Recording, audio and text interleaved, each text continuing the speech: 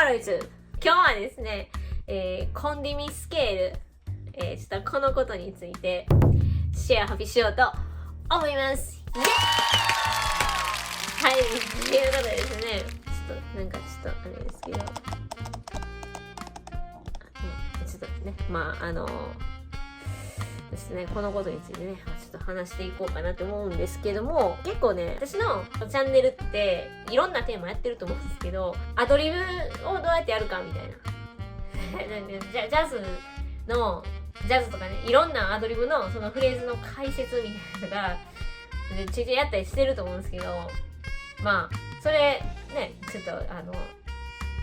そういう解説してる中で、やっぱコンディミってまあまあ出てくるんですよ、このスケール。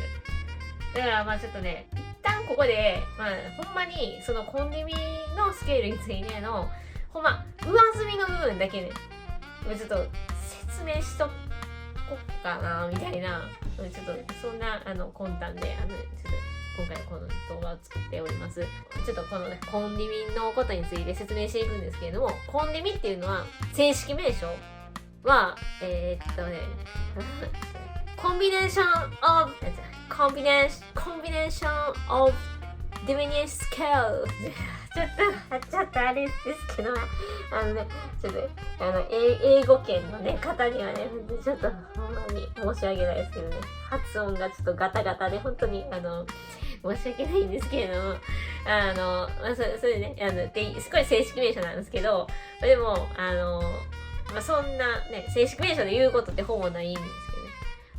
コンディミって言うんですけど、コンディミスケールとも言わないかもしれない。コンディミっていう言い方をしたりするんですけど、なので、この動画ではコンディミってちょっと言わせてもらいますけれども、このコンディミのスケールのちょっと特徴が、ちょっと2点ございまして、ちょっとそのことについてね、説明していこうかと思います。まず、1、半前。っていうことなんですけども、これちょっとどういうことかっていうと、ちょっとこちら、はい。C のコンディミのスケールをちょっとこう出してみたんですけど、半前ってどういうことかっていうと、音程のこの幅が、半前ってなってるんですよね。例えば、ドからドのシャープって、半音上がってるじゃないですか。で、ドのシャープ、レのシャープって全音上がってるじゃないですか。で、レのシャープから見て半音上がってるじゃないですか。みたいな感じで、こう、半音全音って上がってるんですね。これが一つで、ちょっとコンディミのね、特徴的な部分なんですね。で、次、特徴になんと3種類しかないっていうことなんですよね。他のスケールって、例えばメジャースケールだったら、12キーあるじゃないですか。C メジャースケール、F メジャースケール、B フラットメジャースケールみたいな感じで12キーあるんですけど、コンディミって3種類しかないんですよね。私的にはこれ結構すごい便利やなって思うんですよ。わかんないですよ。これ、すごい真面目な人は3種類って思っちゃダメだと。12キーあると。思えっていう人もいると思うんですけど、私あんま真面目じゃないんで、ちょっとね、別に、ちょっとそうかなって思うんですけど、それはさておきなんですけど、一つちょっと例に挙げると、さっきちょっと出しました C のコンディミスケールなんですけど、これって、E フラットのコンディミと、G フラットのコンディミと、A のコンディミ。これね、構成音が一緒なんですよ。じゃあちょっとこれちょっと並べてみましょう、これ。これね。出してみましたけども、C のコンディミこうじゃないですか。で、E フラットのコンディミってこういう感じですね。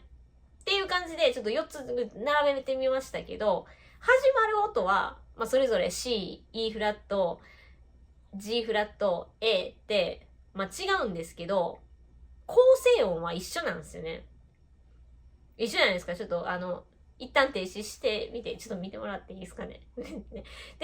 ね、一緒なんですよ。っていう感じで、もうちょっと次、はい、この今日同じで作ってみたんですけれども、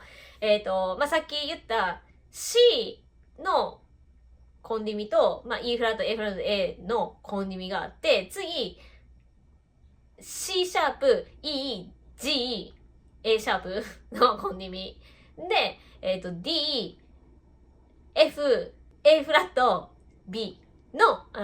コンディミが、この3種類なんですよ。これ3種類しかないんですよね。どうなんですか？便利なことないですか？だって、メジャースケールって、10にこう、覚えないとダメなわけじゃないですか。でも、コンディミって、3つ覚えたらいいわけじゃないですか。これ、ね、結構便利やと思ってるんですよね。ということでね、ちょっとね、実際そのコンビネーションオブディミニッシュスケールの、響きもね、聞いて、覚えるっていうことでね、これは絶対、これはセットでね、していただかないと、音楽なんでね、音楽って聞いて楽しむもんやと思うんで、ちょっと耳もちゃんと鍛えていただかないと、ちょっと良くないと思うんで、ちょっと、吹いた動画ちょっとあるんで、ちょっとご覧ください。どうぞ。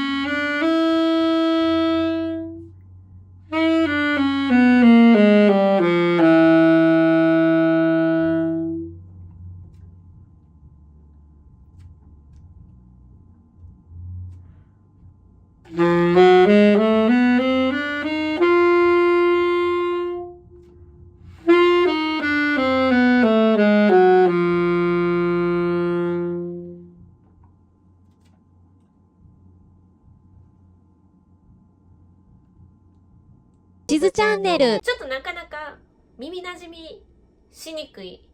並びやと思いませんか？なんか、メジャースケールとかマイナースケールとかって、よく聞いてるスケールやと思うんですけど、ちょっと難しいじゃないですか。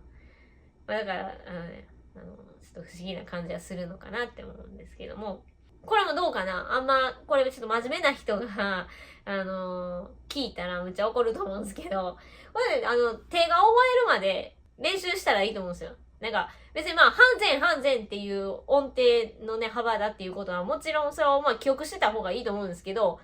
それ記憶した上でですよね。実際の練習って、もうこれ、ちょっと頭で考えずに、感覚でバーって指でこう覚えるようになるくらいまでできたら、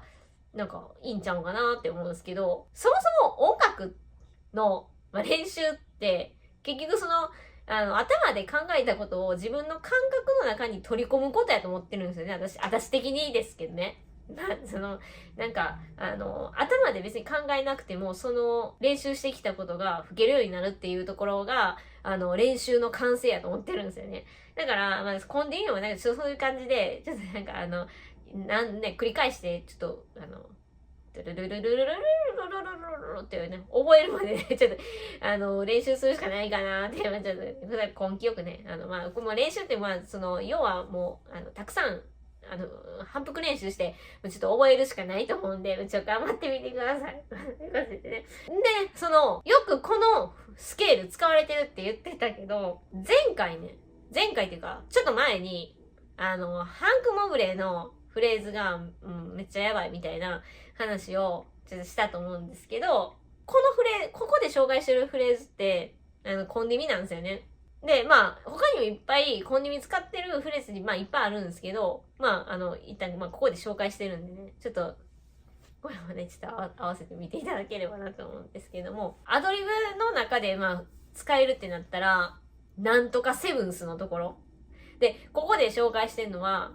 b セブンスフラット5 E セブンス A セブンスのところで、ハンク・モブレーがめちゃくちゃかっこいいコンディミのフレーズを吹いているよ、みたいな話をしたんですけど、まだの人はちょっと見てみてほしいですけど、ここでは、その、E のコンディミのスケールを使ってるんですね。なんでかって言ったら、この、なんとかセブンスのところ。ここが E セブンスやから。E セブンスの、コンディミを使ってるんですけどね。なかなか、じゃあもう、すぐ、はい、コンディミ使ってなんかアドリブやってくださいねって言われたら、それは、結構難しいと思うんですけど、こういう感じで使えるんだなっていうのを、ちょっとね、覚えていただくといいんじゃないかなって、そんな感じですね。ということで、ちょっとね、一回ね、試すっていうね、ちょっと試してみてほしいですね。じゃあ、今日はこれで終わりです。この動画が面白い、役に立ったと思っていただいた方は、高評価を。チャンネル登録もよろしくね。バイバーイ。